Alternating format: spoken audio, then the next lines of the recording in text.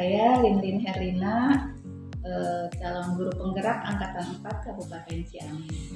Saat ini saya bersama rekan saya, namanya Pak Abdul Rahman. Nah, saya akan melakukan wawancara yang berkaitan dengan materi prinsip pengambilan keputusan. Dari 4 kasus yang disajikan, saya mengambil kasus yang nomor 4. Baik, bisa dimulai ya Pak ya? Kita lakukan wawancara. Baik, saya akan bacakan dulu situasi kasusnya, kemudian nanti bagaimana pendapat Bapak menangani kasus ini. Pak Budiman merupakan guru matematika di SMP Karunia. Pak Budiman dikenal sebagai guru yang rajin, ramah, penyabar, dan disukai banyak murid. Suatu hari, saat Pak Budiman sedang mengajar di jam pelajaran pertama di kelas 8A, tiba-tiba datang orang tua salah satu murid kelas 8A, Abdul, di depan pintu kelas 8. Bapak Anwar, ayah Abdul, mengacungkan parang sambil berteriak dan memanggil-manggil Abdul agar segera pulang untuk ikut panen ikan di tambak. Sontak Pak Budiman merasa kaget dan takut. Demikian juga dengan murid-murid yang lainnya. Abdul hanya bisa menangis ketakutan dan bersembunyi di pojok kelas sambil berteriak tidak mau pulang. Dalam situasi dan kondisi seperti itu, apakah yang akan dilakukan Anda bila Anda berada di posisi Pak Budiman? Nah, silakan Pak. Oke, baik Ibu, terima kasih atas pertanyaannya. Mendengar cerita tersebut mungkin relate dengan kehidupan di sekolah kita ya Bu ya. Saya melihat bahwa tadi cerita yang Ibu sampaikan bahwa seorang bapak mengajak anaknya untuk membantu panen ikan, ya, membantu pekerjaannya panen ikan. Sedangkan anak tersebut tidak mau, gitu kan? Karena sedang belajar di sekolah. Oke, baik.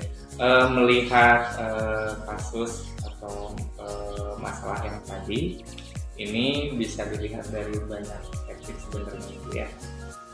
Kalau menurut saya bahwa cerita seperti ini memang hampir mirip dengan keadaan situasi yang ada di lingkungan sekolah kita. Gitu. Apabila saya berada di posisi Pak Budi, yang pertama mungkin saya akan minta komunikasi atau mengajak berbicara terlebih dahulu dengan orang tuanya, gitu ya. Mengapa sampai datang ke sekolah membawa parang, mengacungkan parang? Sebenarnya hal itu yang memang membuat situasi itu berbeda. Gitu. Ketika mungkin komunikasi berjalan efektif, nah ini harapannya ada solusi atau jalan tengah, gitu, di mana anak tersebut tidak ingin membantu atau ingin belajar di sekolah, tapi orang tua menginginkan anaknya membantu pekerjaan di rumah orang tua, seperti itu. Nah, apabila komunikasi itu ada hasil dari komunikasinya, nah mungkin bisa diambil jalan tengahnya. Apakah si anak diizinkan, misal dalam waktu tertentu, gitu kan, karena tidak setiap hari pasti panen ikan itu. Nah, apakah memang orang tuanya diberikan solusi lain, gitu, untuk misal tidak mengganggu si anak karena memang sedang melakukan aktivitas di sekolah yang mungkin tidak bisa ditimbulkan seperti itu. Nah, bisa seperti itu. Nah, itu komunikasi yang baik ini menjadi kunci sebenarnya, karena apabila saya langsung misalnya dalam posisi Pak Budi menolak atau tidak mengindahkan keinginan, ya khawatirnya terjadi gesekan antara Pak Budi dengan orang tua tersebut, seperti itu. Nah, jadi ya mungkin saya ingin mengajak komunikasi dengan tenang, dengan nyaman, gitu. Dan nanti menyampaikan ke si anak bahwa orang tuanya ini mengajak untuk membantu, seperti itu. Jadi intinya apa yang Bapak lakukan? Tadi Pak Abdul ya namanya. Bapaknya Abdul namanya Pak Anwar. Ya. Anaknya namanya Abdul. Mungkin yang ditawarkan ke Pak Anwar. Ya, jadi kalau menurut saya ya memang diizinkan, bakal diizinkan. Ya, itu diizinkan, tapi dengan membuat kesepakatan seperti itu ya, bahwa Abdul gitu kan diizinkan untuk membantunya pada waktu-waktu tertentu, misal kalau pulang sekolah atau memang di jam belajar gitu, dalam waktu berapa hari, dalam waktu berapa hari, 2 hari itu saja misalkan. Ya, seperti itu. Dengan mungkin berikutnya apabila misalkan opsinya tidak bisa kalau pulang sekolah, misalkan harus betul-betul membantunya itu di jam sekolah, misalkan apa yang mungkin bisa Bapak tawarkan untuk membantu supaya Abdul itu tidak ketinggalan pelajaran? Bisa memberikan pelajaran tambahan di luar jam itu gitu, dengan konsekuensi memang Abdul itu harus mengejar ketertinggalan gitu, karena dari keputusan yang diambil pasti ada suatu hal yang dikorbankan seperti itu.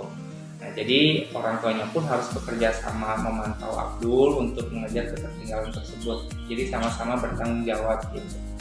Kalau saya melihat dari cerita tersebut, ini sangat baik sebenarnya kalau memang ini benar-benar terjadi di kejadian kehidupan yang sebenarnya gitu ya. Karena seorang anak gitu ya, bukan hanya belajar tugasnya, tapi ya harus membantu orang tua gitu. Apalagi dengan keadaan ekonomi yang seperti itu kurang ya. Jadi mungkin panen ikan itu merupakan penghidupan betul mereka, dan ini juga bisa menunjang kegiatan sekolahnya gitu. Ibu, saya boleh sedikit cerita, mungkin ini yang hampir mirip sih ceritanya. Iya, boleh. Jadi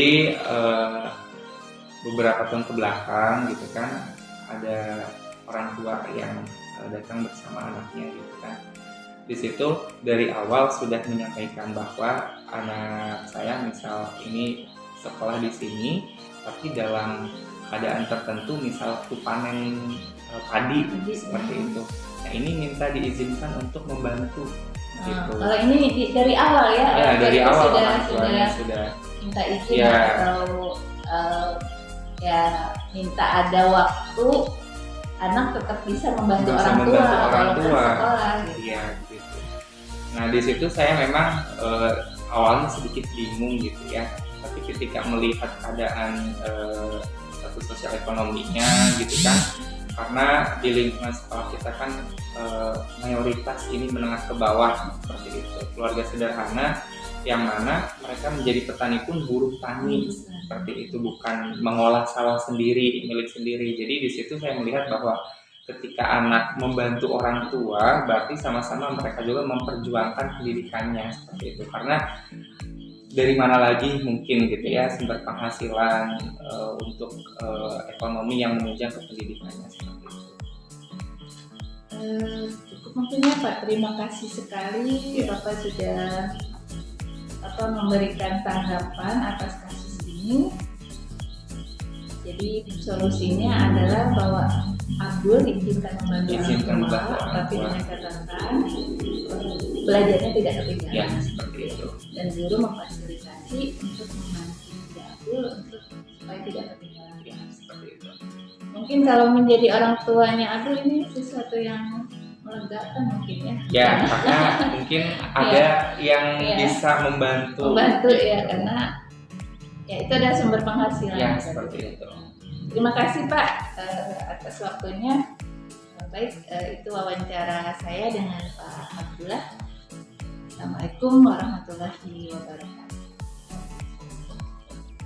Setelah melakukan wawancara dengan rekan kerja tadi Pak Aab, saya sebetulnya ya memiliki pandangan yang hampir sama dengan yang dilakukan oleh Pak Aab, bahwa saya akan mengizinkan orang tua itu untuk mengajak anaknya membantu pekerjaan tadi memanen ikan. Tetapi yang menjadi hal yang harus disikapinya bahwa anak ini tidak boleh ketinggalan belajar. Dasar berpikir dari keputusan yang diambil tadi ini adalah di situ terjadi dilema etika. Jadi dua-duanya adalah hal benar ya, bahwa anak membantu orang tua itu sesuatu yang benar. Anak harus belajar juga sesuatu yang benar. Dua-duanya benar, tetapi saling bertentangan.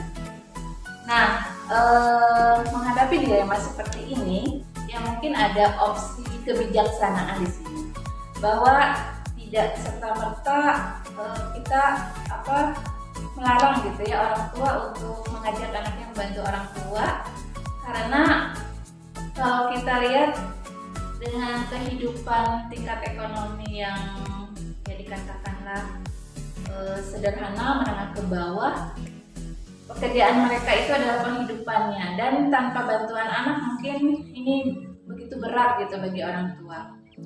Nah, dari rasa kepedulian kita ambil tengah-tengah jalan. Jadi dua-duanya jalan, sekolahnya harus jalan, kemudian membantu orang tua juga mungkin tetap bisa dilakukan. Nah, opsi kebijakan gitu ya, kebijakan di sini untuk menyelesaikan dilema etika benar lawan benar ini harus ada kesepahaman gitu ya antara kita guru, orang tua juga siswa itu sendiri, bahwa pada waktu-waktu tertentu kita bisa memberikan izin kepada Abdul untuk tidak sekolah, untuk membantu orang tua, tapi ada konsekuensi bahwa Abdul harus mengejar kalau kemungkinan ada ketertinggalan belajar dengan belajar tambahan. Nah, mungkin dari sekolah, dari bapak ibu guru yang mengajar Abdul ini butuh waktu tambahan untuk memberikan materi pembelajaran di luar jadwal yang sudah. Mungkin itu jadi saya sependapat dengan Pak Ab ya. Jadi kasus ini adalah kasus dilema etika antara benar melawan benar. Dengan prinsip penyelesaian masalah yang diambil adalah menggunakan prinsip berpikir berbasis rasa peduli atau care-based thinking. Mudah-mudahan ini menjadi solusi yang terbaik bagi kasus yang terjadi ya antara Pak Anwar sebagai orang tua dari Abdul dan Pak Budiman. Itu pengambilan keputusan yang dilakukan. Terima kasih. Assalamualaikum.